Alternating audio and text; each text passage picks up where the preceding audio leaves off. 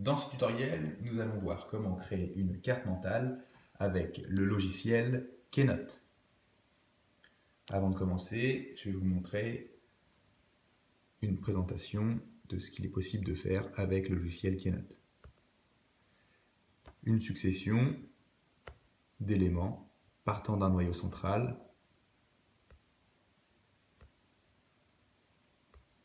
et les bulles sont organisées et associées avec des lignes de connexion.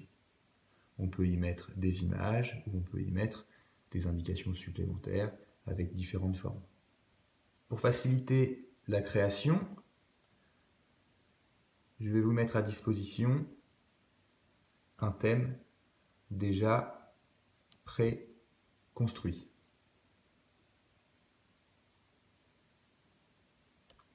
En haut, on peut y indiquer le titre.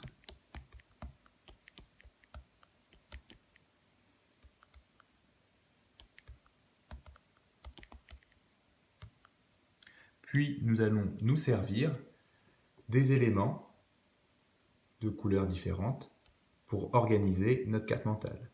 Donc ici, je vais poser mon noyau central, que je vais appeler APSA. Puis, je vais y glisser mon premier niveau, que je vais appeler objectif de séquence. Pour faire apparaître l'intégralité du titre, je redimensionne. Puis ici, l'intérêt est de créer des lignes de connexion entre les éléments. Donc je garde bien mon doigt appuyé sur le premier et je sélectionne le suivant. Je fais plus, je sélectionne les figures et là je vais appuyer sur ligne de connexion avec les ronds bleus et le rond vert au milieu qui permet de faire bouger la ligne de connexion. L'intérêt, c'est si je sélectionne mon élément objectif de séquence, je peux le faire bouger et ma ligne de connexion reste attachée. Je vais continuer mon cheminement avec l'objectif de la séquence.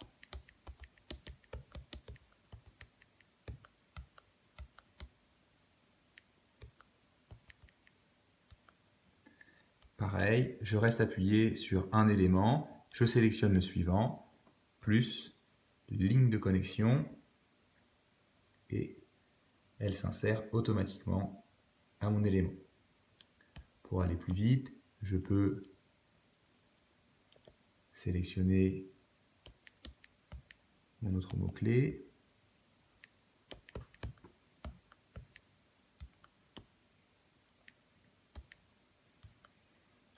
un autre élément,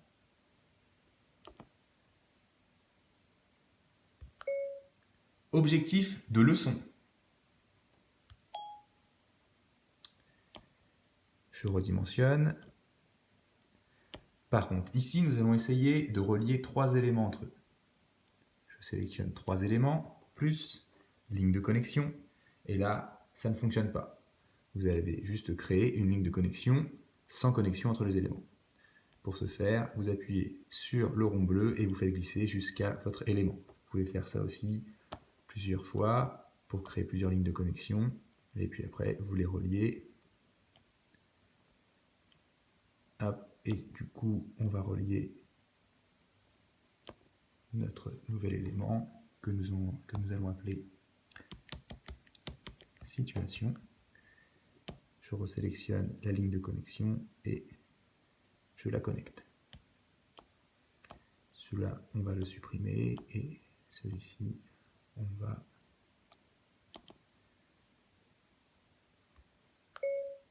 critères de réalisation à la ligne critères de réussite. Encore une fois, on redimensionne et on va venir connecter les éléments.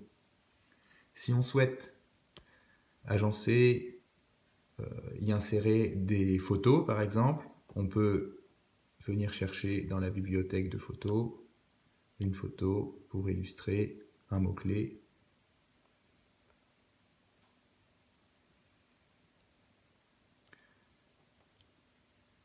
Là, mes lignes de connexion, je peux les faire bouger pour vraiment voir ce qui est connecté.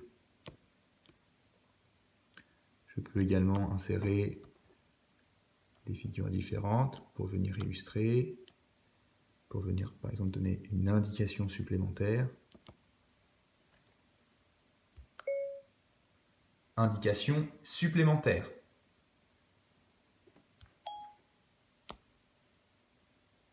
Si je souhaite réaliser une autre branche à partir de passé 2 à, par exemple pour ma leçon numéro 2, je peux venir sélectionner les éléments, comme tout à l'heure, je garde appuyé,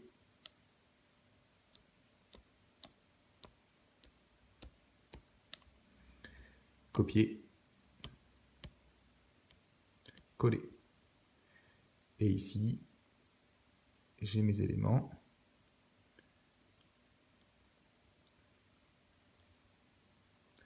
Que je viens faire bouger pour agencer au mieux ma carte mentale. Et ici, je vais venir relier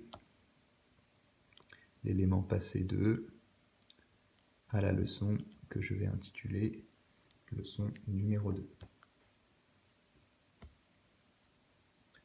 L'intérêt d'une carte mentale, nous l'avons vu, c'est le cheminement de pensée entre les différents éléments. Et ici, il est intéressant, par exemple, de dire que l'objectif de leçon de la leçon numéro 2, avec la situation numéro 1 de la leçon numéro 1, il y a un rapport, une association qu'il est possible de faire. Dans les thèmes que je vais vous donner sur l'article, il y a déjà des styles préétablis pour gérer les traits. Donc, par exemple, il y a déjà le pointillé. Et ici, on peut régler l'épaisseur de trait pour vraiment montrer qu'il y a un cheminement entre le noyau central et après les différentes branches. Donc je sélectionne ma ligne, je vais sur le petit pinceau et là je sélectionne mon trait numéro 2. Ici, je peux venir sélectionner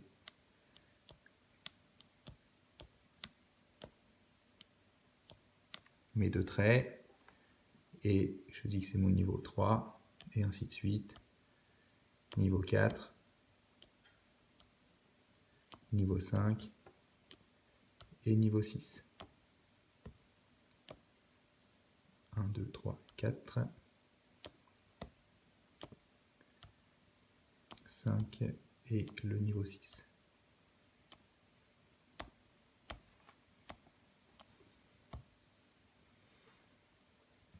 Si vous souhaitez animer la carte mentale, il faut insérer un effet balayage. Pour insérer un effet balayage, il faut, dans les 3 petits points là-haut, choisir Transition, Composition. Vous sélectionnez votre élément à animer, vous cliquez pour ajouter une animation, vous cliquez sur Balayage, Options. Là, on peut réduire un petit peu, sinon ça va être long. Cette indication nous dit que ça va aller de gauche à droite et elle va démarrer en touchant l'écran. Je sélectionne l'objectif de séquence, je lui demande de faire un balayage et en option, toujours de gauche à droite, on réduit le temps et par contre j'ai envie qu'il démarre après la composition précédente.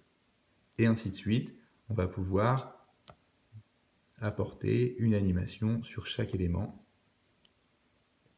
On réduit le temps de gauche à droite et en touchant l'écran. Et ici, balayage, option, je réduis le temps de gauche à droite après la composition. C'est un peu fastidieux à faire, c'est nettement plus facile de le faire via un ordinateur Mac avec un logiciel Keynote, et il est également possible de le faire via un navigateur internet en utilisant le site icloud.com où toutes les options sont disponibles, mis à part l'effet balayage. Mais vous pouvez très bien mettre un autre effet, apparition, store, pour au moins avoir un cheminement une construction au fur et à mesure. Je vous remercie et si vous souhaitez télécharger les thèmes et également le fichier Keynote avec déjà une carte mentale, c'est possible sur le site internet EPS de l'Académie de Rouen.